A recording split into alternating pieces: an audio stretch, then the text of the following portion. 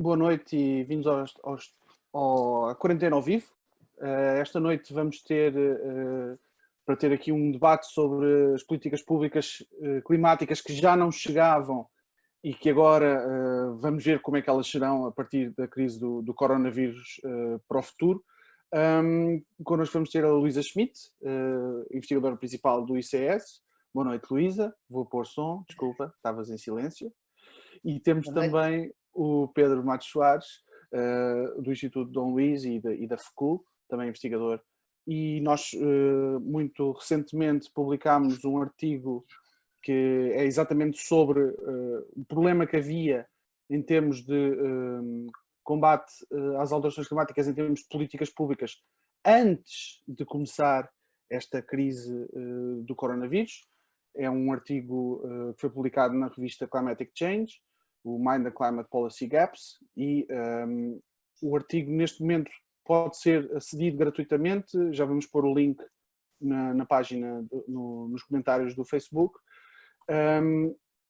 Este artigo, o que foi tentar descobrir foi, em vez de dizermos só que as políticas não chegam, fomos medi-las concretamente. O que é que isto significa em termos de emissões? Entre aquilo que são as melhores políticas públicas, e estamos a falar, neste caso concreto, estudámos para Portugal, Espanha e Marrocos, que são países onde existem políticas públicas, existe, ao contrário de muitos países, um reconhecimento público que existem alterações climáticas, existem até estratégias concertadas e uma enorme publicidade política à volta do interesse que estes países têm por combater as alterações climáticas, além de serem países extremamente vulneráveis à crise climática, que já sentem diretamente os impactos, quer em desertificação, quer em falta de água, quer em incêndios florestais. E vou só mostrar aqui muito rapidamente a parte mais gráfica do artigo, que diz exatamente, estes gráficos mostram a diferença entre a melhor política pública que existe hoje, e aqui estamos a falar para o caso de Portugal. Estamos a falar do Plano Nacional de Energia e Clima para 45% de cortes e também para 55% de cortes, e aquilo que seria necessário para ter uma trajetória de emissões de gases com efeito de estufa compatível com manter o aumento da temperatura abaixo, quer de 1,5 graus Celsius até 2100, quer de 2 graus Celsius até 2100. E se calhar calava-me agora um bocadinho e passava-te a bola, Luísa, para falarmos um bocadinho sobre esta debilidade até ao momento. Bom, na comparação temos aqui dois países que fazem parte da União Europeia, não é? Portugal e Espanha, e que, portanto, estão até obrigados, felizmente, a lançar uma série de políticas nesta área. Por exemplo, o PNEC, o Plano Nacional de Energia e Clima, resulta de legislação europeia e, portanto, Portugal cumpriu bem. Eu penso que o PNEC é um bom documento. Aliás, nós dizemos isso, nós temos, de facto, aqui em Portugal, neste momento, com o roteiro da descarbonização e o PNEC, temos aqui um conjunto de instrumentos que são importantes e que estão em vigor, não é? Agora em 2020 já estão em vigor. E o que nós detectamos é que há, de facto, um desfazamento entre aquilo que são as políticas públicas e que são aquelas que estão refletidas nos documentos que as enquadram, as políticas públicas climáticas, e depois a ação. Portanto, digamos que até em termos de diagnóstico estamos bem, fazemos bem o diagnóstico, temos boa monitorização a esse nível.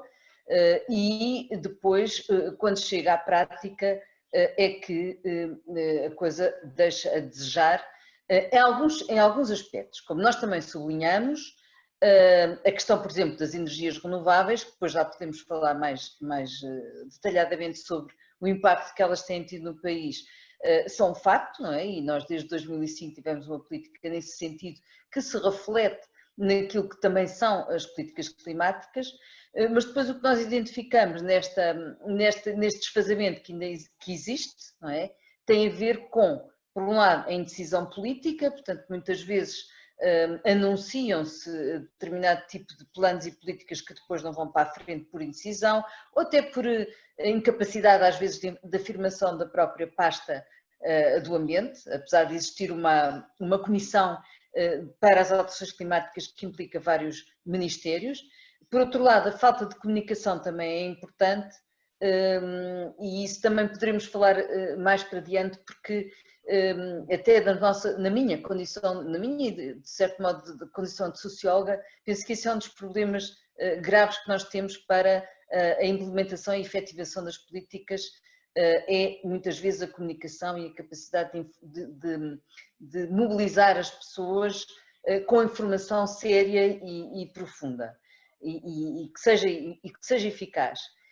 Depois, também temos aqui realmente 3 países com performances diferentes, não sei se vale a pena muito falarmos sobre isso, mas é evidente que Marrocos, isso não é tão importante para o nosso caso agora aqui, mas só para dizer que Marrocos, sendo um país do norte da África e, portanto, é um país mediterrâneo que sofre o mesmo tipo de impactos, se calhar até maiores em determinados pontos de vista, mas não tem políticas e também se notabiliza por isso, mas não tem, evidentemente, os mesmos níveis de desenvolvimento que têm os países europeus. E isso depois também se reflete nas emissões, que são menores, não é?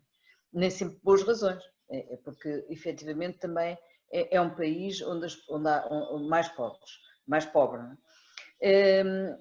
E depois há aqui outro aspecto interessante, eu agora estou a folhear aqui o artigo, para depois passar a palavra ao Pedro, mas que tem a ver com o que nós falamos também, naquilo que é a urgência da ação e como isso passa também por uma coisa que tem sido muito cara até ao João Camargo, não é? Que é a questão dos empregos para o clima. Não é? Porque mesmo assim, quando nós fazemos, e recentemente vimos dados sobre isso, em Portugal, neste momento, nós temos uma taxa que está até a crescer desse ponto de vista, não é? Portanto, é muito importante mantê-la e incentivá-la.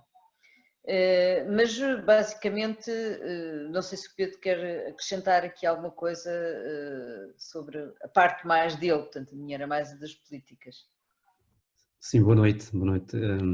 Bom, do ponto de vista do artigo, eu acho que o que se deve retirar mais importante do artigo é, de facto, este desfazamento entre o que são as políticas acordadas internacionalmente e também as políticas propaladas politicamente pelos sucessivos governos portugueses e depois a sua implementação, ou seja, a efetiva decisão política. E esse é, digamos, o gap que o artigo foca muitíssimo bem e que infelizmente nos conduz à nossa situação atual do ponto de vista do que é a ação climática efetiva. Do ponto de vista climático, de facto nós estamos na bacia do Mediterrâneo, estes 3 países estão na bacia do Mediterrâneo, seja Portugal, Espanha e Marrocos, e partilham, digamos, uma vulnerabilidade a extremos que é muitíssimo preocupante, tanto do ponto de vista dos incêndios, como do ponto de vista das secas, do abastecimento de água. São, digamos, os extremos climáticos que nos podem acometer e podem ter impactos maiores. Depois também a questão da subida do nível médio do mar, da questão de termos populações eminentemente costeiras e, obviamente, que em todos estes 3 países isso são questões que são muito preocupantes. E todos estes 3 países são considerados um hotspot, não é? Um ponto vulnerável, dos mais vulneráveis do mundo, à questão dos impactos das alterações climáticas e de facto este desfazamento entre a política e a política efetiva, não a propalada, não a discursiva, faz com que não estejamos em bons lençóis para enfrentar o que é o futuro e as suas consequências. Eu gostaria também de falar das consequências também para a saúde, não é? Uma vez que hoje em dia nós estamos aqui hoje, o programa também é um bocadinho falar entre a pandemia que nos assola neste momento muitos países do mundo. As alterações climáticas também têm aspectos e consequências sobre a saúde pública muito importantes. E é curioso que nós temos grandes problemas de saúde pública, nomeadamente ligadas às emissões de poluentes, que têm impactos muitíssimo grandes anualmente nas nossas sociedades, e nós quase que nem falamos sobre esse problema. E eu gostava de tocar neste problema, neste aspecto. Não sei se o João quer ainda falar do artigo ou se podemos ir já. Podemos avançar. Podemos fazer aqui a transição. Claro, claro. Se achares bem, eu gostava de falar primeiro de 3 ou 4 aspectos negativos sobre o que nós vivemos do ponto de vista das alterações climáticas. E depois falar também de coisas positivas, e aí vou falar da questão da poluição do ar, que é uma coisa que me aflige, quão negligenciada na nossa sociedade é, e também as emissões de CO2, obviamente, porque também tem a ver com a qualidade do ar. Nós, do ponto de vista negativo, nós estamos sob uma pandemia, temos problemas temos mortes, temos pessoas doentes, temos o nosso Serviço Nacional de Saúde com um problema muito, muito grave, e estamos a enfrentar uma crise que está a colocar pessoas repentinamente na pobreza. Nós estamos mais uma vez a clivar, uma clivagem muito forte entre as pessoas com mais posses e as pessoas com menos posses, e as pessoas que podem enfrentar problemas futuros com esta crise vão estar ainda mais vulneráveis a tudo o que sejam forçadores que tenham a ver com o clima ou não. E há aqui um nexo que nós devemos sempre estabelecer, é que as pessoas que nós hoje estamos a afetar com o desemprego, com a pobreza, são aquelas que também são mais vulneráveis à questão das alterações climáticas. E isto é preciso termos isto bem focado, porque nós temos que defender um tipo de desenvolvimento diferente. Por outro lado, do ponto de vista negativo ainda desta pandemia, para as alterações climáticas, tem a ver com a percepção que hoje em dia estamos perante um problema que tem que ser resolvido já, e o facto de termos que resolver um problema já, que é factual, não é? Que é este problema económico, vai fazer com que as pessoas tenham menos abertura para tipos de desenvolvimento que não sejam baseados nas fórmulas antigas de desenvolvimento. Ou seja, o que nós vemos no discurso político, infelizmente, é que em vez de tomarmos esta crise como digamos, uma oportunidade de vermos o mundo diferentemente, de desenvolvimento humano, nós estamos a ver exatamente o contrário. Estamos a ver, não, nós temos que resolver já o problema, é reanimar a economia cegamente com as fórmulas antigas, e não queremos saber dos problemas como um todo. Depois, ainda como um terceiro aspecto muito negativo desta questão da pandemia, para mim, são a questão, mais uma vez, das clivagens, não só sociais, mas políticas. O que nós assistimos durante esta pandemia, e isto também podemos observar na questão das alterações climáticas, mas em concreto na pandemia, é que nós vemos que, mesmo em blocos económicos como a União Europeia, vimos uma dissonância da ação muito forte. Ou seja, vimos do ponto de vista da decisão política, argumentos já um bocadinho retrógrados, mesmo entre sul-norte, entre os que não gerem bem a casa e os que gerem mal a casa, e esses discursos, infelizmente, a crise acentua-os, e eu, nesse aspecto, sou um bocadinho pessimista e receio muito o recrudescer dos movimentos populistas, que são uma ameaça à sociedade fortíssima e à questão da emergência climática. Voltando à qualidade do ar, porque é uma questão, porque esta pandemia tem, e eu vou tentar ser muito sintético nesta questão, mas eu acho que é preciso percebermos que esta quarentena, esta pandemia, que é altamente nefasta à nossa sociedade, mas que nos permite não tirar coisas positivas, mas aprender qualquer coisa de positivo. E, por exemplo, a qualidade, algumas lições positivas que nós podemos ver é que temos um problema global e não sabemos atuar globalmente mais uma vez. Nós tínhamos uma solução global e não soubemos tomar uma solução global. Nós tínhamos claramente, em janeiro, fevereiro, uma ideia que a prevenção seria o melhor, e mesmo assim não soubemos prevenir globalmente o problema. E esta questão da globalidade de um problema também nos remete para a questão das alterações climáticas. E isto é, de facto, uma lição que nós devemos tentar tirar positiva desta pandemia. A qualidade do ar. Não há ninguém com quem eu tenha falado hoje em dia que não se passeie nas nossas cidades e não diga, não se passeie por tal, desculpem, como é que se diz, o passeio higiênico, é um termo um pouco estranho a meu ver, mas que não diga que se respira melhor na cidade, que a qualidade do ar da cidade é incomparavelmente melhor. Ora, em Portugal morrem entre 6.000 e 15.000 pessoas, depende dos estudos, com doenças associadas à qualidade do ar. Como é que é possível? Nós estamos a falar de, por exemplo, 10 vezes mais do que as pessoas que já morreram com Covid em Portugal. Como é que nós não conseguimos extrair digamos, uma mensagem, uma lição positiva que nós temos de defender a qualidade do ar? Nós não podemos ter o mesmo tipo de sistema de transportes que temos nas nossas cidades. Nós não podemos ter os mesmos índices de poluição. Deixa-me acrescentar um dado aí, que foi muito recente, do INE, mostra que Portugal é um dos países, se não, eu tenho até esse dado aqui, onde é um dos países mais dependentes do transporte rodoviário individual. E onde há uma das taxas mais baixas do uso de transporte público. Porquê? Porque não há transportes públicos suficientes, evidentemente, que se houvesse, os utilizavam. Portanto, isso acresce, de facto, da cidade. Quando nós fizemos, por exemplo, um inquérito em Lisboa, um dos grandes problemas é justamente a poluição do ar que as pessoas sentem.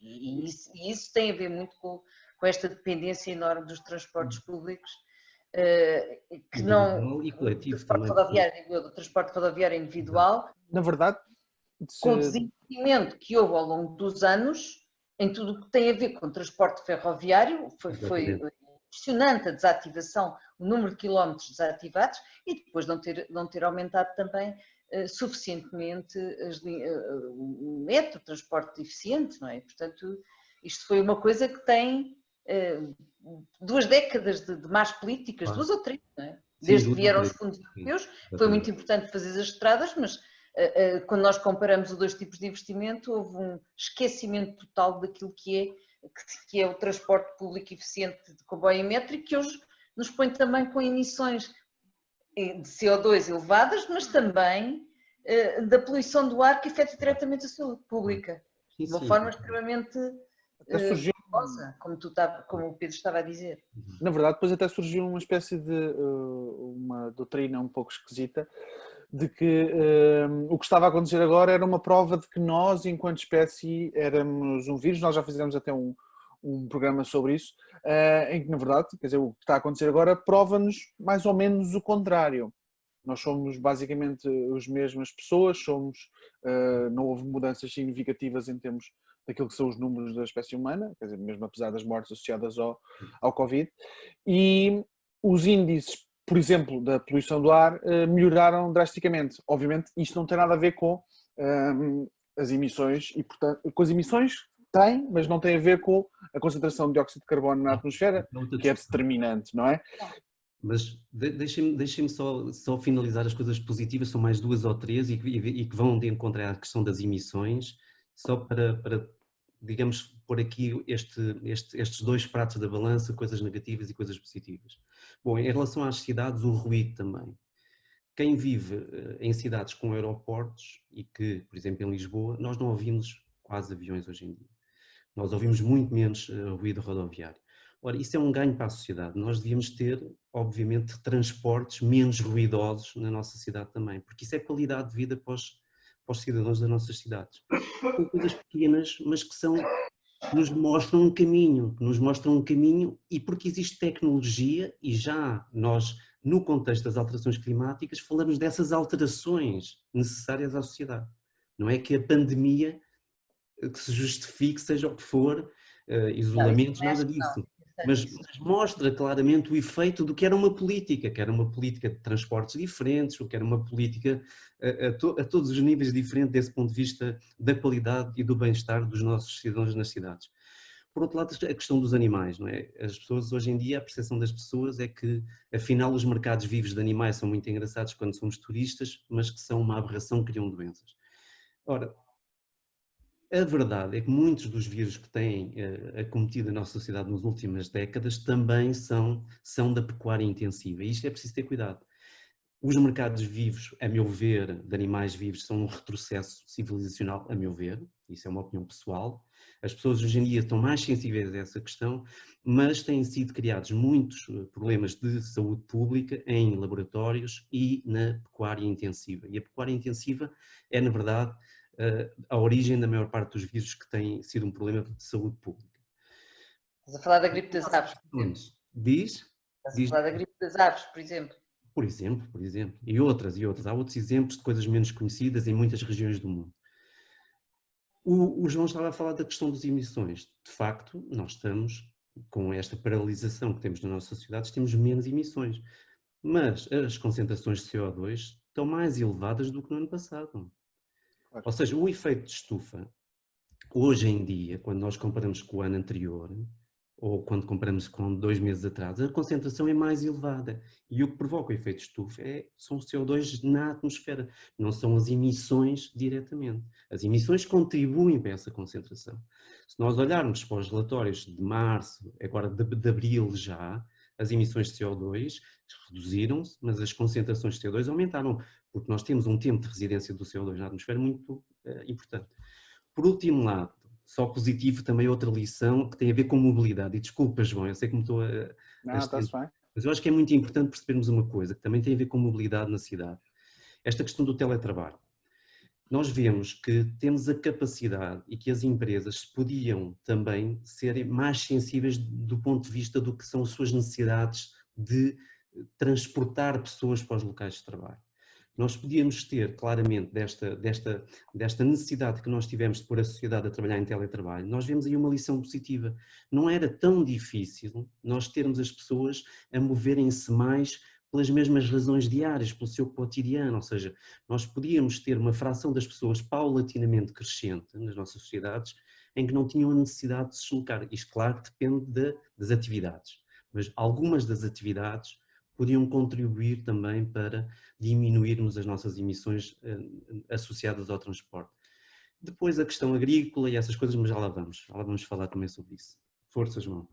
Sim, nós também falamos, mesmo a nível de emissões, nós sabemos que, segundo o relatório de 2018 do IPCC, temos de cortar as emissões em 50% até 2030, comparado com os níveis de 2018.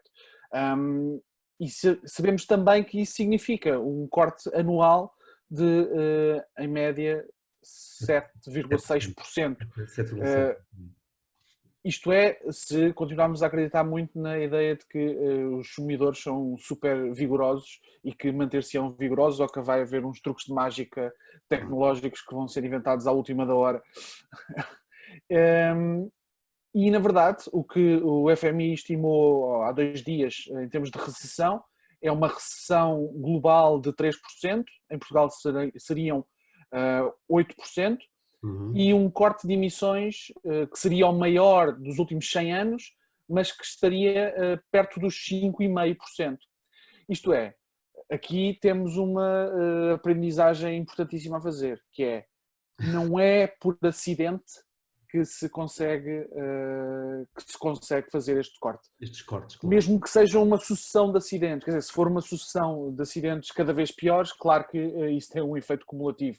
Mas a verdade é que só políticas públicas muito determinadas e muito coerentes, e como nós vimos, nós falámos das políticas de Portugal, Espanha e Marrocos no artigo em que nós referimos no início, e isso são os países que são uma espécie de vanguarda, são os países que até são muitas vezes apontados como referência.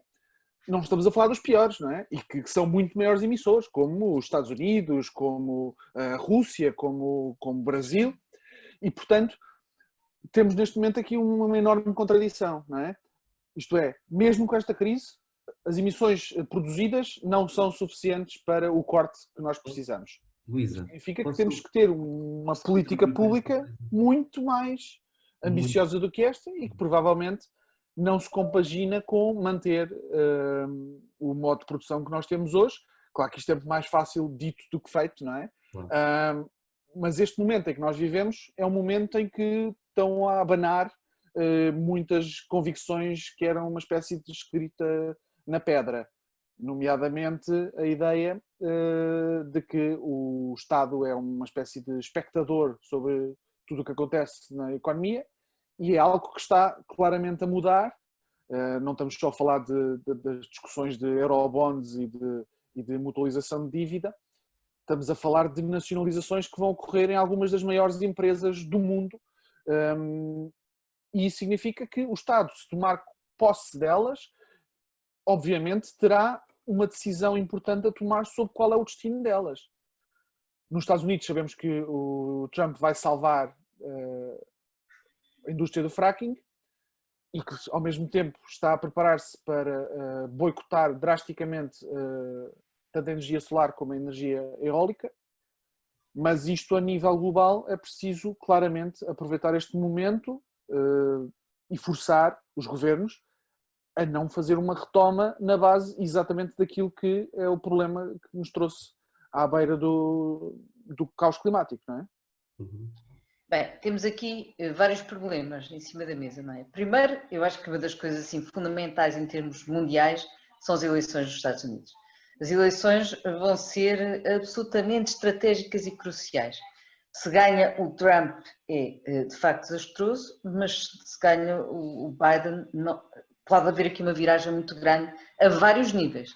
E uma coisa muito importante é a ligação com a Europa, é criar outra vez este eixo do Ocidente, que eu acho que é fundamental para tudo o que nós decidamos, seja as alterações climáticas, seja a economia, seja a biodiversidade, seja o que for, seja a desigualdade, todos esses problemas que hoje que sabemos que existem e que são muito visíveis. Portanto, a questão das eleições, como estão em suspenso, nós não podemos adivinhá-las, infelizmente, mas são uma variável fundamental. Depois, há aqui outra variável fundamental à escala da União Europeia, que é o que é que se vai decidir, e esta semana, por exemplo, dia 23, há uma importante reunião, dia 23 de abril, para se perceber, por exemplo, uma das coisas mais tóxicas à própria União Europeia e iníquas, tem a ver, por exemplo, com a fiscalidade, com a diversidade fiscal, não é? E o facto de uns países beneficiarem de serem paraísos fiscais ou de serem, apesar de ser legal, não é? Não deveria ser, quer dizer, devia haver aqui uma equidade fiscal e essa era uma conquista.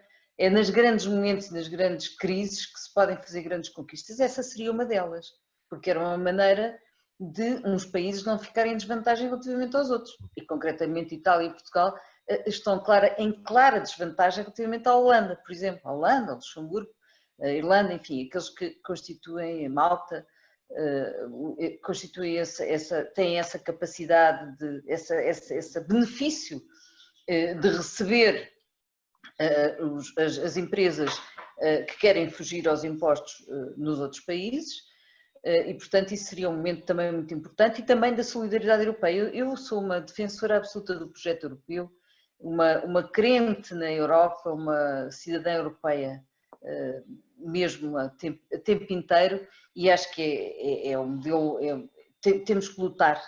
Há sempre crises, quer dizer, e é difícil o que está a passar, mas eu acho que temos que fazer muita força para que a União Europeia continue e que seja, até nisto que estamos aqui a falar, nas alterações climáticas e nas outras coisas, porque a biodiversidade é outro problema também gravíssimo, tal como a água, etc. E, portanto, tem que ser uma luz tem que nos guiar, não é? Tem que ter um papel fundamental a União Europeia. Mas acho que a União Europeia já deu muitas provas de debilidade permanente. Não, mas eu compreendo que queremos ser otimistas, mas a União Europeia, como ela existe hoje, ela precisava de ser claramente muito diferente daquilo que ela é. Está bem, Também... mesmo num momento extremo como este, os holandeses e não só, quer dizer, o ordoliberalismo do Norte continua a ser a bússola da União Europeia. Eu achar que nós temos que continuar a lutar pelo projeto europeu, porque há muita gente que pensa ao contrário. Não, pode ser a Europa, não tenho nada contra o resto dos europeus, mas se calhar a própria estrutura é complexo. Até hoje... Mas é uma saída fundamental para nós. E não pensemos... Eu sei, eu falei a semana passada aqui com o Viriato e falámos também bastante sobre isso. Sim. Sim, acredito, tu e sabe muito disso e tem uma posição. Agora, eu julgo que se nós não lutarmos por esse projeto, é um dos projetos importantes que há no mundo e nós como país, precisamos imenso da União Europeia. O que seria de nós se de repente a União Europeia se desfizesse? Era uma coisa grave e nem sequer consigo antever, e portanto acho que essa deve ser, e também mais pressão dos cidadãos. A União Europeia não pensa toda da mesma maneira e dentro dela há tensões e há pessoas a puxar para um lado e pessoas a puxar para o outro e há diversos movimentos neste momento para isto que eu estou também aqui a dizer, que é a maior equidade de impostos, etc. Portanto, vamos ver. Portanto, mas isso é uma das coisas que nós não sabemos o que é que vai acontecer, mas eu continuo a ser uma absoluta, que tenho uma absoluta convicção neste projeto. E também temos um problema de lideranças. É evidente que nós não temos bons líderes neste momento a nenhum nível e isso é grave. Luísa, posso só... O único líder que eu tenho neste momento, o meu líder político é o Papa Francisco. Não há outro. É isso, Papa Chico. Eu também partilho eu sou europeísta, também acredito no projeto europeu, apesar dele me ter vindo a defraudar nos últimos anos sucessivamente, mas não me defraudou para deixar de acreditar na sua viabilidade. O que eu acho é que nós temos um bloco económico que de facto não é um bloco económico, e isso para mim tem sido amargurante, não é? Crise após crise, ver que o bloco económico só interessa de vez em quando e para algumas coisas. E estas questões da equidade, de ter uma visão global europeísta, tanto do ponto de vista fiscal, como do ponto de vista de justiça social, como do ponto de vista mesmo político, não existe. Ainda, infelizmente. Mas eu almejo que isso possa ser uma possibilidade. Relativamente a essa questão só de acrescentar do Trump, eu também vejo grandes perigos na Europa do ponto de vista político. Porque esta crise económica, não é? Ela, como eu já há pouco disse na primeira vez que intervi, ela mostrou mais uma vez, colocou a nu estas clivagens um bocadinho entre norte e sul, simplifiquemos. E pôr a nu novamente as clivagens de norte e sul é de facto uma ameaça muitíssimo forte à União Europeia. Mas ao mesmo tempo, no sul, os nossos empresários vão pôr lá, não é? Estão a utilizar a Holanda para pagarem menos impostos. Claro, mas isto chama-se capitalismo, não é? Eles não estão, isto não é um projeto de mérito. Do ponto de vista político. Os empresários não são... Eu sei que estão no papel deles, mas atenção que, claro, quer dizer, há aqui um lado de solidariedade nacional que também tem que existir. Há aqui um lado das pessoas, por um lado, terem um discurso e terem uma ação diferente quando muitas vezes têm responsabilidades, mas isso também se passa muitas vezes a nível político, como nós sabemos, não é? E, repara, não, mas claro que eles fazem isso porque económico podem. E claro. Estão lá no seu papel porque podem, e aliás são alguns, não são todos, como nós sabemos. Agora centrando em Portugal, há uma das coisas que vai, em Portugal e não só, em termos mundiais, há uma das coisas que vai reduzir substancialmente são as viagens de avião. Pelo menos durante os próximos anos, porque não é porque as companhias... Não vai haver rendimento. Não é isso, é porque as pessoas, portanto, as pessoas não vão querer viajar da mesma maneira. Claro. Não vão querer, portanto, isto é uma questão mesmo sociológica, as pessoas não vão tentar reduzir ao mínimo as suas viagens. Já dentro como o Pedro estava a dizer, o teletrabalho, tudo isso, é importante o teletrabalho, mas atenção, nós não podemos substituir determinado tipo de profissões pelo... Claro que não. Eu disse uma fração. Uma fração, porque mesmo a questão das aulas, quer dizer, é fundamental a interação, tudo isso. Sem dúvida. Vai demorar... Bem, podemos dizer que estamos nesta situação há 5 semanas. Acho que toda a gente está pelos cabelos já. Claro, toda a gente concordaria com abraçar outras pessoas. Lisa, deixa-me só dizer uma coisa. Por exemplo, os meus colegas da Holanda, da Alemanha, e os teus também seguramente, os nossos colegas, a maior parte deles trabalham 1 ou 2 dias por semana em casa. A maior parte deles. Sim. E é uma coisa que em Portugal é sempre vista com muita desconfiança. Na universidade é possível, nos outros graus de ensino não é.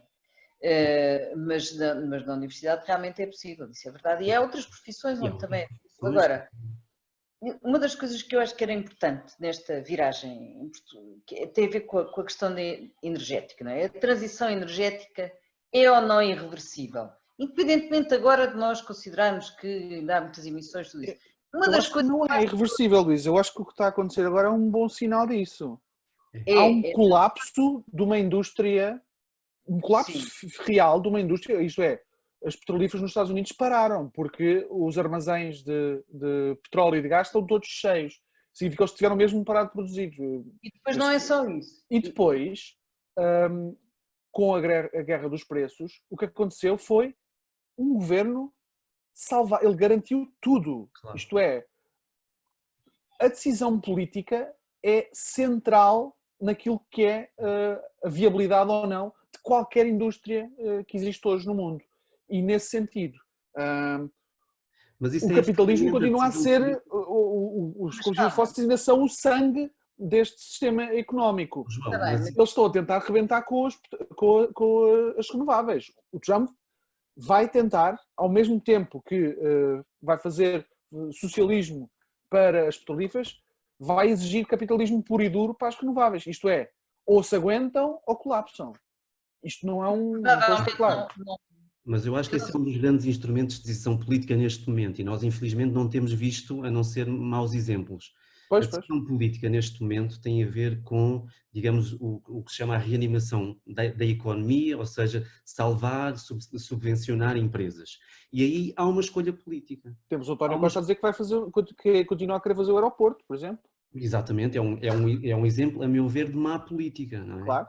Mas é um instrumento de decisão política. E esse é um grande... E tem que haver um caráter diferenciador, e hoje nós temos que como cidadãos, requerer essa atenção, essa visão de futuro para a nossa sociedade, que é a decisão política de reanimação da nossa economia, tem que ter, nesse triângulo, não é?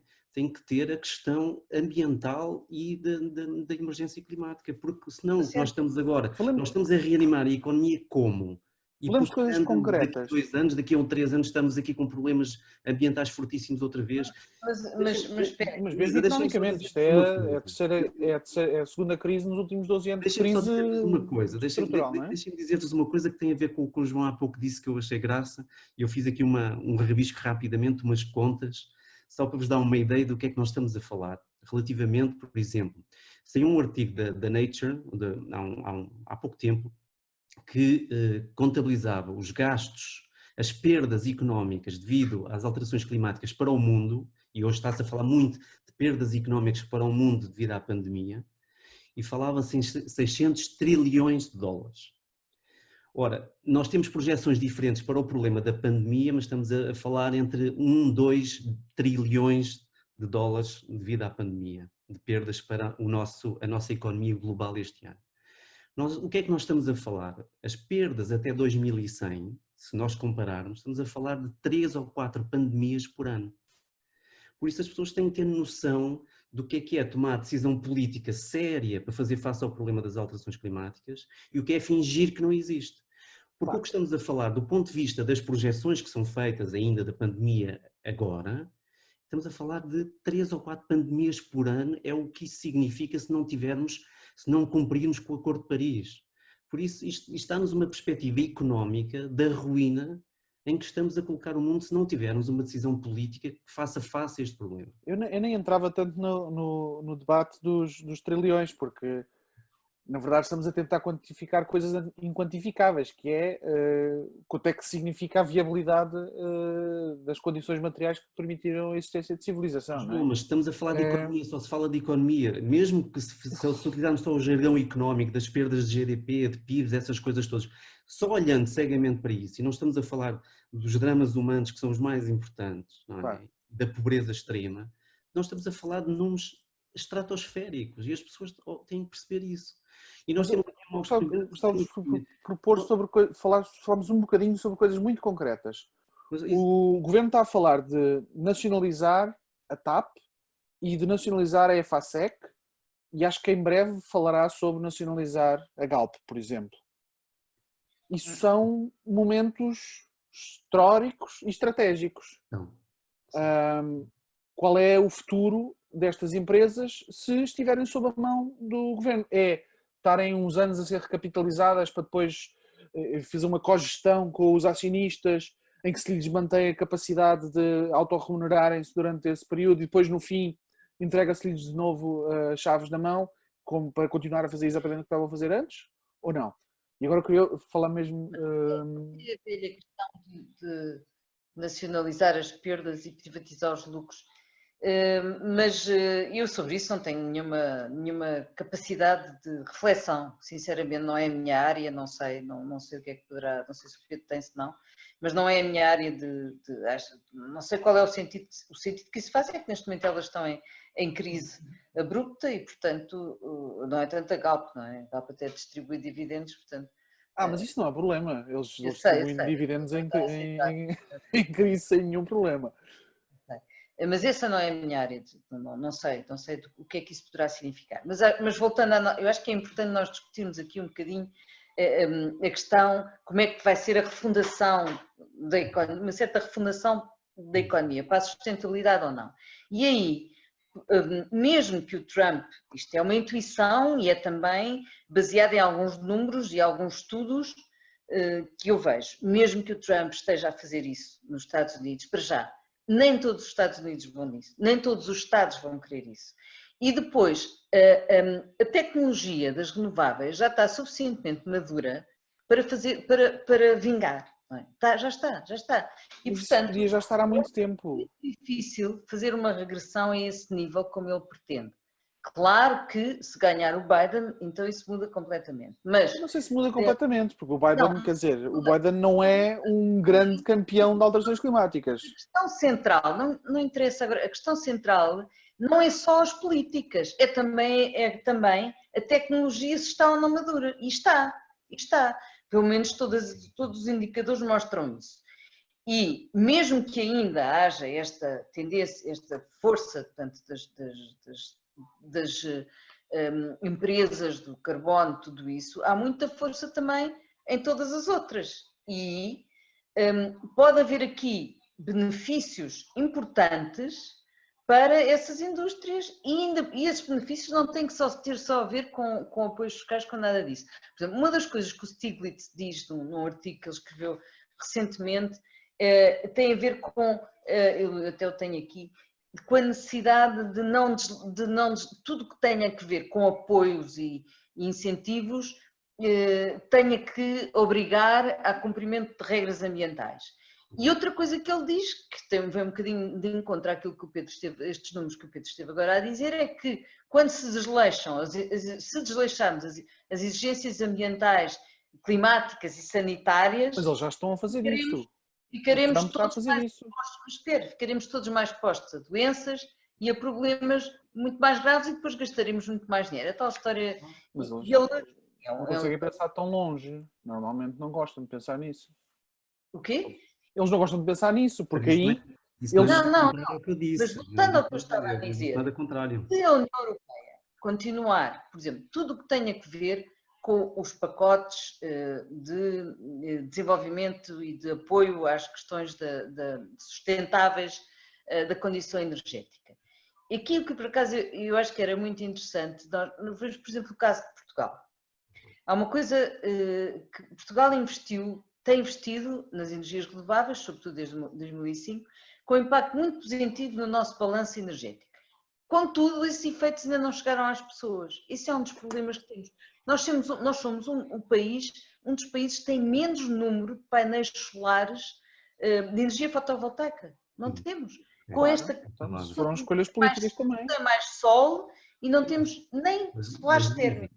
E porquê? Sabes porquê? Porque nós tínhamos uma série de investimentos projetados antes da última crise solares, por exemplo, e com a crise a primeira coisa que se disse é não se investe em solar. E mas não foi só isso. Porque tem que se valer por si mesmo. Isso, aliás, o Galamba diz isso com todo... Eu não sei se continua a dizer agora, se calhar já não. Mas claro, se nós olharmos para os preços, diminui substancialmente. E houve outra coisa, em 2009, quando se começou o apoio aos painéis solares e da água quente solar, não se divulgou o suficiente, porque aquilo era praticamente oferecido. Portanto, há aqui um lado, era isso que eu queria também chamar a atenção, há um lado de ligação à sociedade, que estas medidas, se nós quisermos ter realmente uma política de transição energética que seja séria e que resulte, e que depois se reflita na redução das emissões e no bem-estar, no conforto das pessoas, nós temos que fazer aqui uma enorme operação de comunicação e de chegar às pessoas. Porque senão, nós também tivemos outros pacotes. Tivemos pacotes de eficiência energética, isto, aquilo e aquilo. Não chega às pessoas. Mas do ponto de vista do investimento das empresas... fundamental, eu estou a chamar a atenção para a sociedade civil e para a cidadania.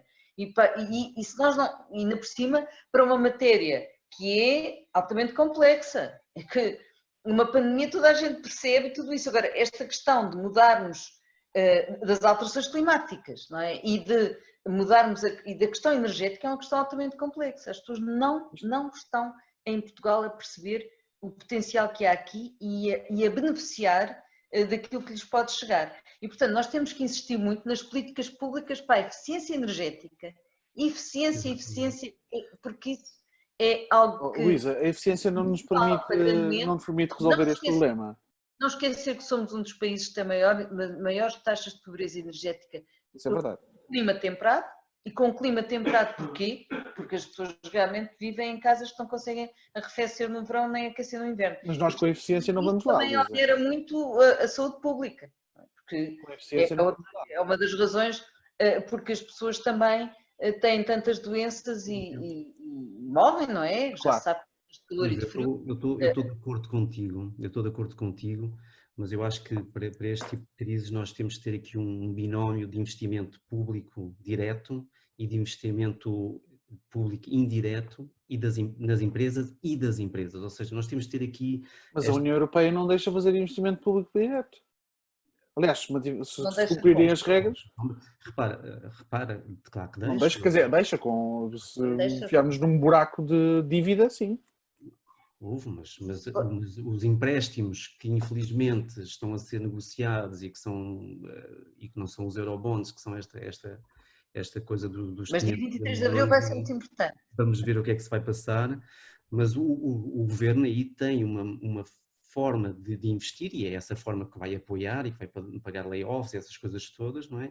Que é muito importante que seja bem dirigido e que pode ser para fomentar o investimento, obviamente, em infraestruturas energéticas, de energias renováveis, não é? Direta e indiretamente através das empresas, ou seja, se nós temos empresas que estão... Unidades energéticas, privilegiar essas empresas que têm, obviamente, uma consciência ambiental e que contribuem para uma transição energética, isso é óbvio. Nós temos que diferenciar positivamente aquilo que nos protege enquanto sociedade. Nós podemos investir em reabilitação urbana com mais eficiência energética, porque temos muita reabilitação urbana que não tem ainda suficiente... Não foi obrigatório seguir uma série de padrões?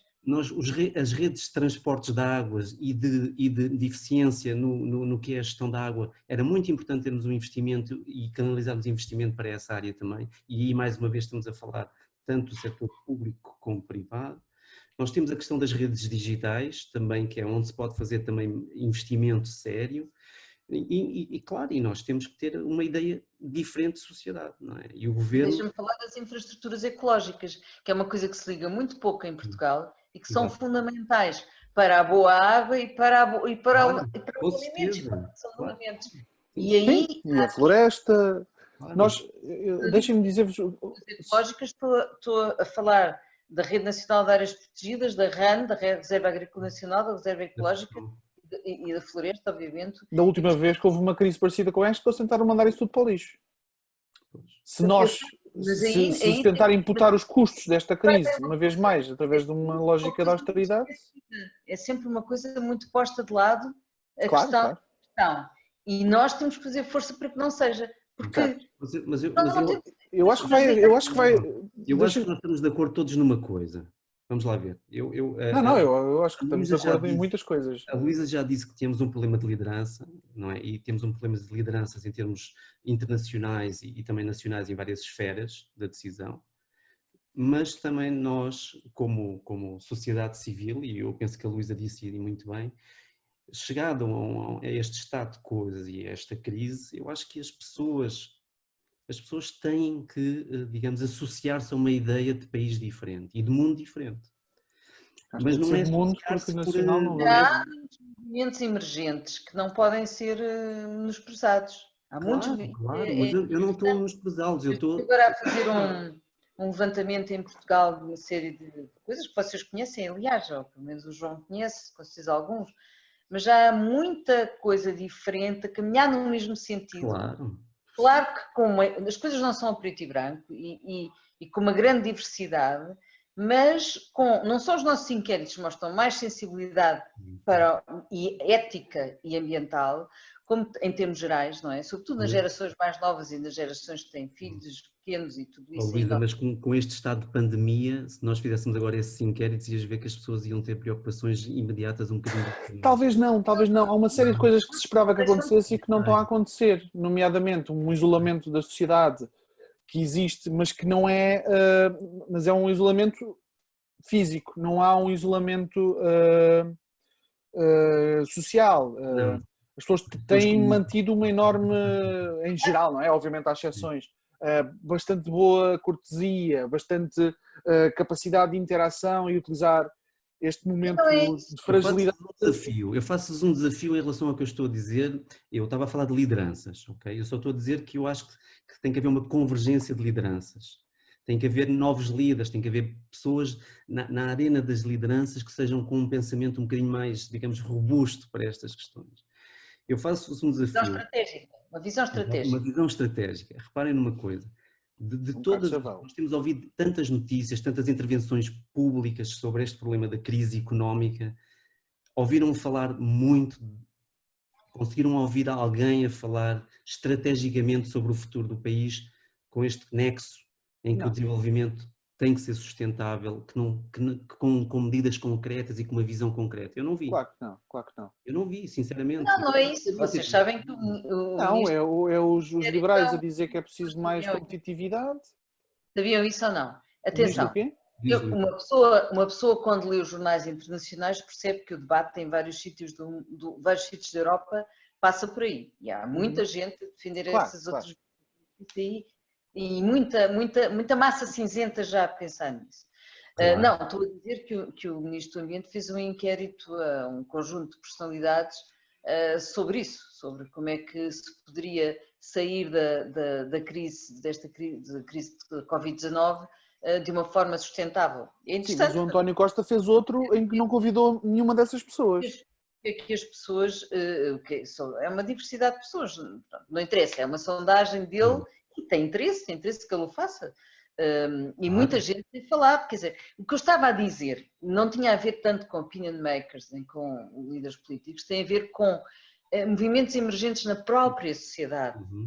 E essa sensibilidade continua. E, por exemplo, vocês vejam, é evidente que são fenómenos que não são generalizados, mas vejam, por exemplo, a maneira como a agricultura de proximidade tem, com os cabazes e tudo, tem conseguido vencer, tem conseguido levar várias coisas às pessoas. Tem sido muito interessante tudo o que tem a ver com a agricultura biológica e com a agricultura de proximidade é uma coisa muito importante. Proximidade, tem havido, e portanto as pessoas, o que nós vemos aí é que não é a maioria, por exemplo, quando eu digo dos inquéritos, eu estou convencida que as pessoas continuam com a tendência ética relativamente àquilo que consomem e ambiental. Eu acho que isso não desaparece, isso já é uma tendência muito generalizada. Sim, mas depois aos movimentos de transição, há várias coisas que estão desconectadas, mas que têm algo. E há a greve climática, não é? Sim, a greve climática que é uma das organizadoras deste debate também. Portanto, nós temos que ver que há muita tendência, digamos que há tendências de mudança na sociedade, que não é só em Portugal, porque hoje nós estamos aqui online em todo o mundo com as vantagens que isso traz, que são muitas, não é? As redes nesse ponto de vista são muito interessantes porque abrangem e conseguem criar movimentos muito mais fortes internacionais. E portanto isso está a acontecer aqui tendências de mudança. É claro que quando há, nós sabemos também isso como sociólogos, que quando há problemas de pobreza graves e de desemprego, depois, claro que esse é o problema a resolver. Agora, como é que o vamos resolver é que está em cima da mesa. Deixem-me dar-vos aqui De uma maneira ou de outra. Podemos ir para um turismo de massas ou para um turismo sustentável. Podemos ir, não é? Quer dizer, podemos ir outra vez pelos fósseis ou podemos ir pelas renováveis. Nós não podemos ir outra vez pelos fósseis, esse é o problema. Isso eu estou a dar um exemplo. não pode sequer ser posto. Não, mas há pessoas que estão a dizer exatamente isso nos termos. Eu sei que a Luísa estava a dar um exemplo, que estavam a pôr exatamente nesses termos, que é podemos voltar a metermos nessa carroça. Nós não nos podemos voltar a meter nessa carroça.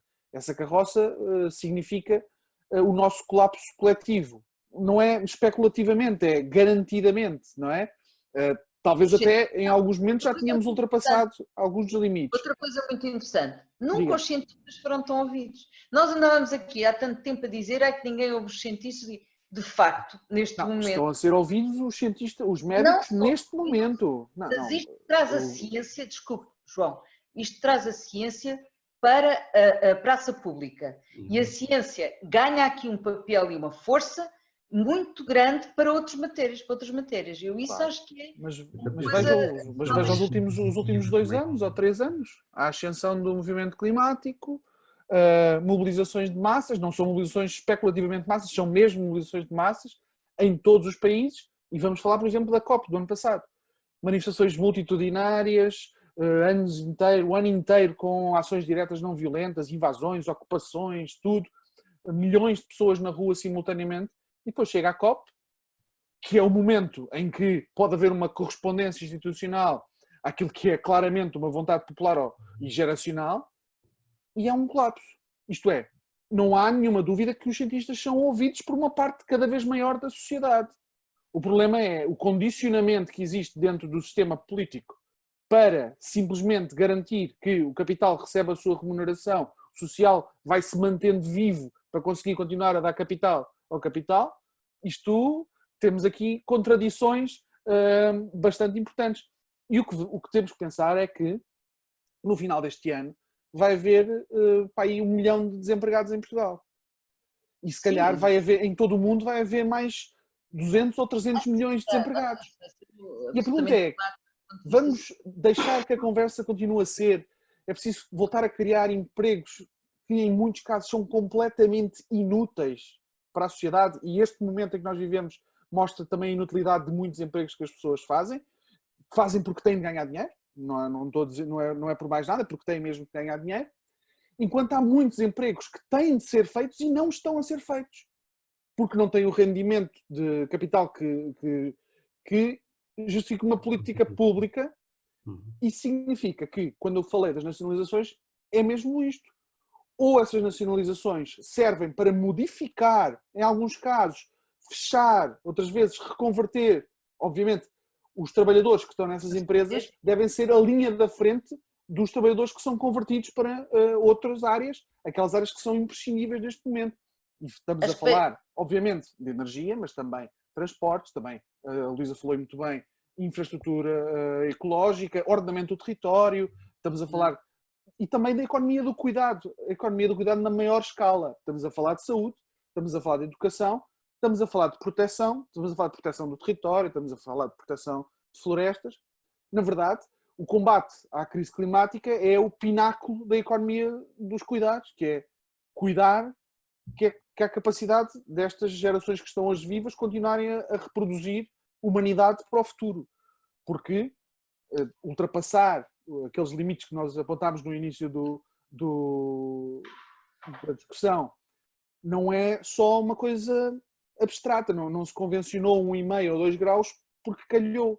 É um limite teórico de segurança. Apesar disso é teórico, podem acontecer muitas coisas muito más antes de chegarmos sequer a esse limite teórico. E se num momento como este, em que a sociedade toda para, e no mundo quase toda para, em que os Estados são obrigados a salvar tudo o que é economia privada e tudo o que é empresas capitalistas, e depois, a seguir, haverá uma pulsão para reiniciar, enquanto temos um tubarão maior para nos comer. E se não respondemos a esse tubarão muito maior, é o que o Pedro estava a dizer, são 4 coronavírus por ano, são 4 pandemias anuais, e algumas delas também implicarão ficar em casa. E ainda nem falámos também da plausibilidade de crises alimentares diretamente relacionadas com o que está a acontecer hoje. Está a acontecer isso. Mas Pedro, diz tu, fala sobre a questão de 1,5 grau dos 2 e do... Não, em relação, bom, nós nos últimos anos em todo o mundo temos já visto catástrofes imensamente preocupantes, tanto na Europa como na Austrália, como nos Estados Unidos, em todos os pontos do mundo já vimos extremos climáticos e nós não chegámos a este limiar de 1,5 grau, não é? Ainda estamos um bocadinho abaixo. Quer dizer que o que se perspectiva, este limiar de 1,5, 2 graus, digamos assim, tem a ver com o que os estudiosos destas matérias, digamos, das consequências climáticas, achavam que era, digamos, sustentável do ponto de vista da pressão sobre a sociedade para a articulação da sociedade como um todo. Não é? Para além deste limiar de 2 graus, e se nós compararmos 1,5 com os 2 graus, as consequências são muito diferentes, não é? A quantidade de centenas de milhões de pessoas que estarão com problemas de água potável é muitíssimo grande, não é? Por exemplo, a questão de alimentar as pessoas em pobreza, quando nós comparamos os cenários para 1,5 e para 2, é radicalmente diferente. Pronto, isto é tudo, quer dizer que eu acho que nós, quando o João há pouco disse um número que é de facto muito, e por isso é que eu também depois falei nos trilhões e tal, esta questão do Special Report 1.5, não é, que saiu no ano passado, em que se apontou que tínhamos esta redução de 7,6% anual, que o mundo tinha que emitir menos 7,6% de gases de estufa até 2040. E depois o João deu o exemplo, parece que se perspectiva uma redução este ano de emissões de 5%. Quer dizer que com uma crise tal, nós ainda não conseguimos chegar a este limiar para conseguirmos o Acordo de Paris, digamos, ficar abaixo dos tais 2 graus no final do século. E isto mostra a tarefa incomensurável que nós temos pela frente, não é? E esta tarefa é tanto maior num cenário de crise em que nós estamos hoje em dia. Nós podíamos ver esta crise, o João fala que nós temos de ver esta crise como uma oportunidade digamos, de cercear o capitalismo selvagem, não é, João? Basicamente, tu estás a defender uma linha que é com as nacionalizações há uma política pública porque as empresas passam a ser dos países e podem fechar essas empresas ou reconverter esses empregos e operar uma mudança radical na sociedade, não é? Eu penso que é mais ou menos em traços gerais... Não, isso vai acontecer. Isto é, as nacionalizações vão acontecer e o dinheiro gasto vai acontecer. A única questão é se vai ser exercida prioridade, depois prioridade sobre o que é que acontece, não é? Ou continua a ser só alienação em termos no nível da produção. Eu acho que nós não temos não temos uma sociedade e não temos lideranças e eu próprio tenho dúvidas que a sociedade possa seguir esse caminho. Eu penso que, digamos, se nós tivermos nacionalizações, nós não vamos, infelizmente, em alguns setores, não vamos ter uma mudança tão radical quanto beneficiaria a sociedade do ponto de vista, e estou a falar estritamente, do que são as alterações climáticas. Deixa-me só dizer, eu acho que o que tu estás a dizer é, se tudo fosse como foi até agora, eu concordaria contigo. O nosso problema é, eu acho que é literalmente neste momento em que nós vamos decidir o que é o futuro. Nomeadamente pela nossa intervenção política, pela nossa intervenção social, coletiva principalmente, mas também individual. Eu acho que é muito importante. Se não for assim, quer dizer, eu estava a fazer uma leitura do que me parece que os atores políticos, que a linha dos atores políticos que estão hoje na liderança dos países mais importantes, que vão seguir. Ou seja, eu estava a fazer uma leitura do que eu acho que vai acontecer digamos, nos próximos 6 meses, um ano. Eu não estou, percebes, não estou a dizer que nós não temos que operar uma mudança radical com alguma linha, alguma visão estratégica, ok? Eu só estou a fazer a minha leitura, eu acho... Sim, é uma leitura que eu não discordo da tua leitura. Pronto, é isso que eu estava a fazer.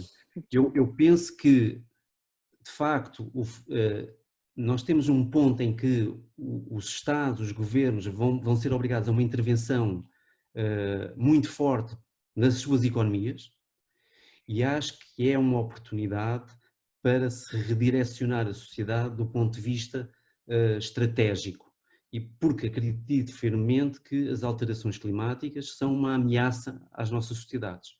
Ou seja, nós, quando tomamos uma decisão de investimento, ou seja, quando nós vamos, digamos, capitalizar uma empresa ou vamos subvencionar uma empresa, nós temos que ter, nessa mesma decisão política, temos que ter em conta qual é que é, digamos, a pegada de carbono, qual é que é o balanço para a sociedade como um todo, com a visão ambiental dessa mesma empresa. Porque, de outro modo, nós não conseguimos operar esta transformação.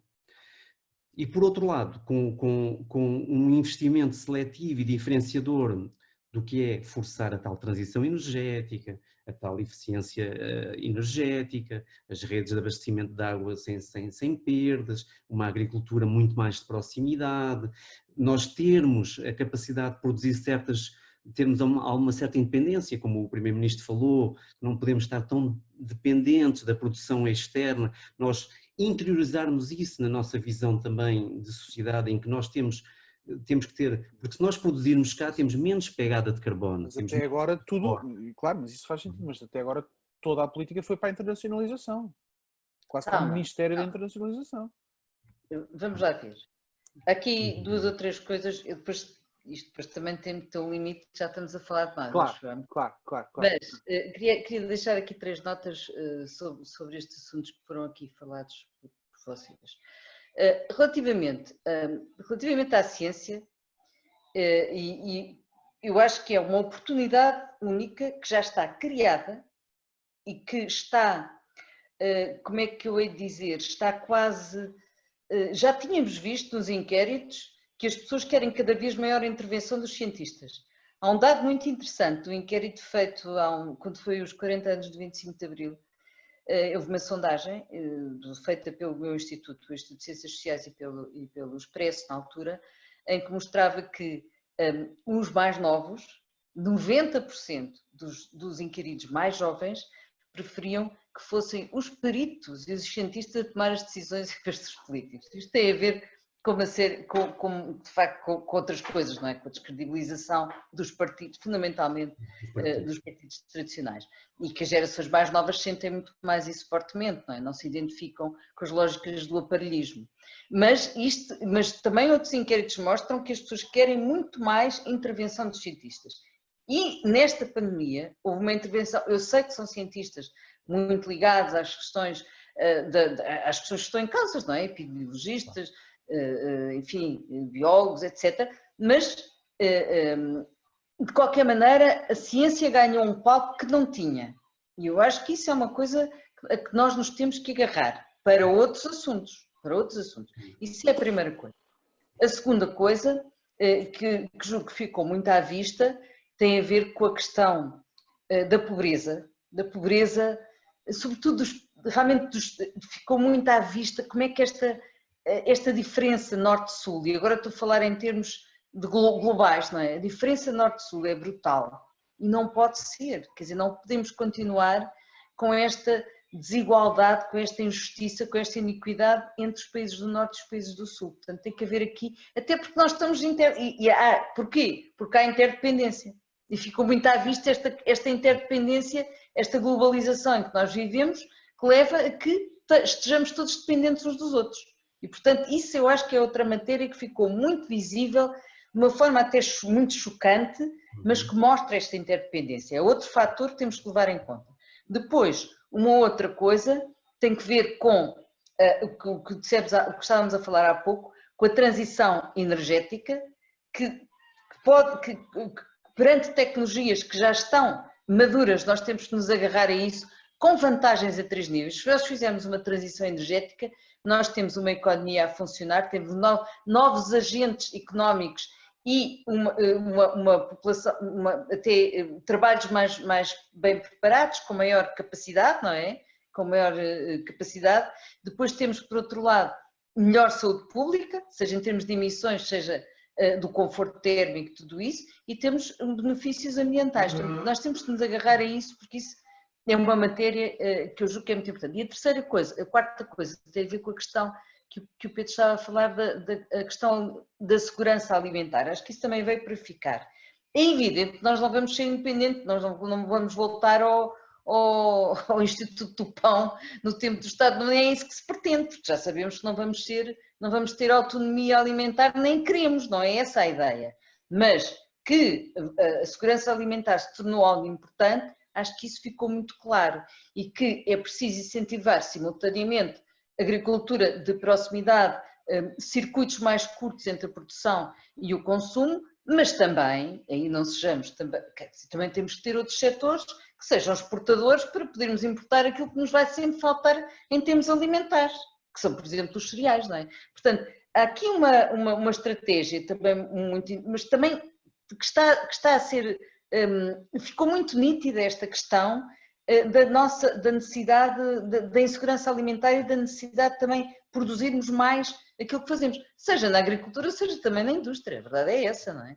Porque nós não nos podemos esquecer que agora há umas grandes queixas, porque toda a gente se queixa que a China se tornou a fábrica do mundo.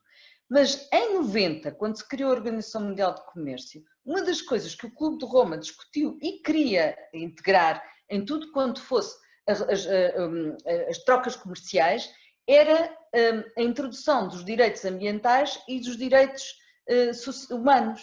Que isso, mas a OMC sempre travou isso, não é? Comercial. E perdeu, primeiro com os acordos do GATT e depois com a Organização Mundial de Comércio. E claro, ao não integrar os direitos humanos e os direitos ambientais no comércio internacional, evidentemente que a China aí tornou-se a fábrica do mundo, não é? Toda a gente agora lamenta muito porque realmente não temos peças, não é? Para funcionar, porque estamos todos dependentes. Portanto, penso que aqui também há esta consciência muito mais aguda. Agora, exigência da sociedade civil, uma nova forma de governança em que a sociedade civil tem que intervir mais, tem que haver mais transparência e exigência nas regras ambientais e sanitárias. Acho que isto também pode se instalar. Temos que lutar por isso, para que não haja mais doenças e mais problemas ambientais e para combater as alterações climáticas, evidentemente, e a biodiversidade, não é? A questão da biodiversidade que é gravíssima e que não está tão em cima da mesa como deveria estar e tem que pôr. Estamos a caminhar para o fim, Pedro, também te pedia, também como a Luísa fez, assim uma espécie de tópicos principais que identificasse assim como... Quer dizer, já fomos fazendo isso um pouco, não é? Fazendo. Eu gostava de dar um tom otimista, mas tenho uma certa dificuldade, confesso-vos, desta vez. Eu normalmente sou um otimista, mas eu de facto, eu estava a ouvir a Luísa com muita atenção e partilho das transformações e digamos, do que se podemos extrair de positivo desta questão, e eu também assinalei algumas coisas positivas, mas eu tenho um bocadinho de receio que a memória curta das nossas sociedades, não sei, que daqui a meio ano ou daqui a um ano, se não tivermos segunda vaga, essas coisas assim, que estejamos não muito diferentes do que estamos... Lá não tínhamos segunda vaga. Espero que não, obviamente, claro que não. Eu espero também que algumas dessas transformações que parecem infiltrar-se na nossa sociedade tenham consequências de facto, não é? Mas eu vejo um grande bloqueio do ponto de vista da organização política do mundo e esse é o meu tom de pessimismo. Tem a ver com digamos, os nossos líderes políticos em termos globais. E eu como já disse, eu tenho imensamente receio que estas divisões dentro da Europa cavem um mundo muito diferente daqui a quando tivermos eleições em Itália, quando tivermos outra vez eleições em Espanha, quando tivermos eleições também no norte da Europa, porque nós temos também vários estados da Europa do Norte governados ou em coligação ou com partidos de extrema-direita com percentagens muito importantes. Eu tenho muito receio que esta crise crie clivagens políticas muitíssimo fortes e que o mundo seja diferente daqui a 2 anos, daqui a 1 ano, e isto, mais uma vez, ressalvo, se não houver segunda onda, espero que não, mas que seja este mundo um bocadinho mais sombrio, e eu espero enganar-me, mas não consigo dar uma mensagem muito otimista em relação porque estou muito preocupado com esta questão política. Muito bem, eu partilho de que de facto não temos razões para estar tranquilos, bem pelo contrário. A crise do coronavírus e a crise económica que já está a acontecer e que lhe sucederá tenderão, deixadas nos seus próprios se nós não intervirmos, se não houver uma intervenção massiva social, tenderá claramente a produzir mais monstruosidades, como aquelas que foram produzidas na última crise financeira e que são, na verdade, o apanágio desta última fase do capitalismo, esta fase mais neoliberal. E sobre isso eu gostava de falar. A Luísa falou sobre a atenção que se dá aos cientistas. A verdade é que as últimas décadas basearam-se num apoio inequívoco à ciência económica capitalista neoliberal. Total. Aliás, o que era dito era... Não estou a incluir essa componente. Pois, mas a verdade é que foi, não é? A verdade é que são talvez dos cientistas que mais se enganam, estão sempre a fazer modelos, depois enganam-se. Ainda assim, eram... Muitos deles, não é? Eram a rocha sobre a qual foram construídas as políticas públicas quase todas. Mesmo aquelas que tinham pouco que ver com a economia formal. Mas quando eu estava a falar, o João percebeu que... Claro, eu sei, mas eles partilham com muito da ciência uma noção de positivismo que é prejudicial em relação ao momento em que nós vivemos. Nós precisamos de perceber que o momento histórico, até em termos geológicos, é diferente. Não há nenhuma possibilidade de manter o mesmo raciocínio neste momento. E eu acho que muito do que está a acontecer, eu não tenho a veleidade de associar diretamente o Covid com alterações climáticas, mas está obviamente associado com a degradação ambiental, com a invasão de zonas virgens e destruição de ecossistemas, mas nós estamos a assistir também simultaneamente a uma desglobalização e ela vai acontecer por uma sucessão de crises sociais e económicas, algumas delas ligadas com pandemias, outras ligadas com fenómenos climáticos extremos, outras tipicamente de produção, sobreprodução, financeiras, etc. E isso deve levar-nos a pensar também uma coisa que a Luísa disse com toda a razão, a questão da segurança alimentar, mas é que isso contraria a lógica toda da globalização, não é? A segurança alimentar que se baseia numa lógica de reduzir as cadeias de produção, de abastecimento, reduzir os inputs, fazer produtos que tenham que ver com as capacidades reais dos solos e não com um fluxo gigantesco de nutrientes e de energia que corre para um lado e para o outro do mundo, como se fosse tudo de graça, porque é assim que a ciência económica capitalista ensinou, é uma catástrofe em si mesmo, não é? E, portanto, uma das respostas claramente está aí. A Luísa falou sobre a Organização Mundial do Comércio e a Organização Mundial do Comércio que rejeita diretamente quaisquer considerandos de questões ambientais e questões sociais, e eles são, até ao momento, a ordem capitalista mundial. São eles que determinam, até ao momento, mas a desglobalização também vai arruinar essa ordem, porque há constrangimentos físicos, reais, concretos, que não são que não dependem só de vontade política. Para terminar, eu diria que vai haver nacionalizações, de qualquer maneira, que essas nacionalizações não chegam para nada. Se essas nacionalizações servirem só para salvar e pôr no lugar do costume, elas vão ser simplesmente o descrédito total da noção de Estado, porque se perante uma crise tão monumental como é a crise das alterações climáticas, o governo capturar e investir dinheiro diretamente e voltar a incentivar aquilo que teve os últimos anos a dizer que ia deixar de incentivar, acho que uma sublevação popular é totalmente legítima. Aliás, eu acho já que uma sublevação popular já é totalmente legítima. Não só é uma questão, eu acho que na verdade... Agora está o João naquela fase dele da sublevação. Eu estive a ler um bocadinho do Ok, daqui a bocado está a defender as manifestações do 1º de Maio. Não, há de haver manifestações em breve e é preciso. Mas não era sobre isso que eu estava a falar. Eu sei que não. Eu estive a ler recentemente o acórdão dos julgamentos de Nuremberg e está lá escrito que é dever das pessoas desrespeitar as leis quando as leis são absolutamente contra o interesse comum, mesmo que aparentem não sê-lo, não é? E que, na verdade, as pessoas até podem, segundo o julgamento de Nuremberg, e obviamente era sobre uma situação super específica, que era o nazismo, na Alemanha, etc., elas devem ser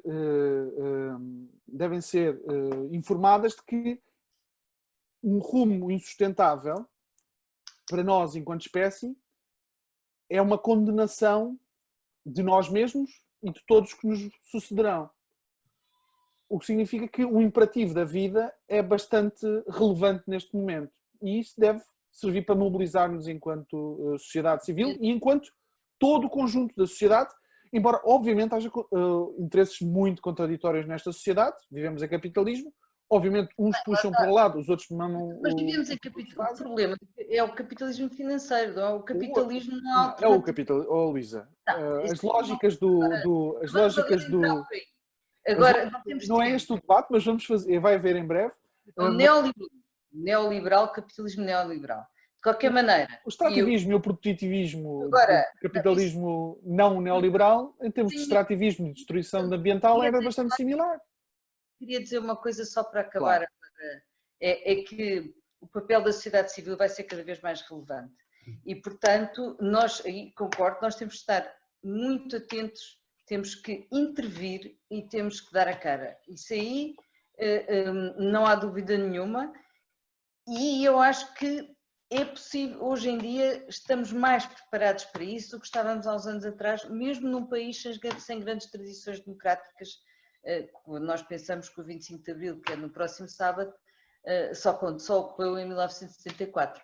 Portanto, aí na questão, portanto, participação, muito mais participação e muito mais importância à comunicação, à educação e criatividade aí, Pedro.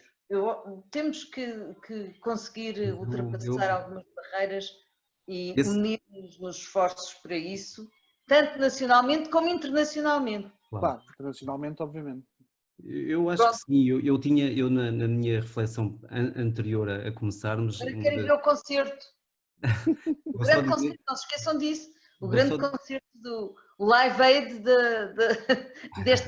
desta época que vai começar agora à meia-noite.